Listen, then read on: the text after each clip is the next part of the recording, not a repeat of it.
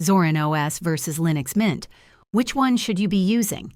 Hey guys, in this video, I'm going to compare Zorin OS and Linux Mint, two of the most beginner-friendly Linux distros out there.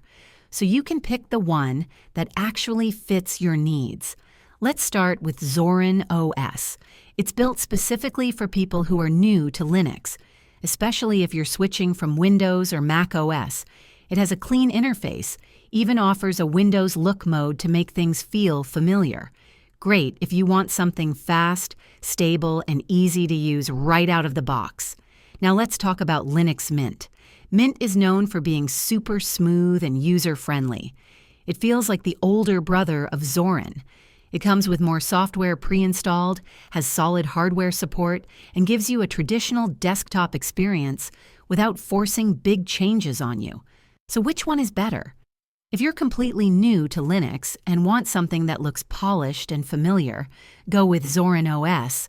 If you're looking for a reliable, well-rounded distro with more built-in tools, Linux Mint might be your move. Both are awesome. Just depends how deep you want to go into customization. Let me know in the comments which one you use. And if you found this helpful, hit like and subscribe. See you next time.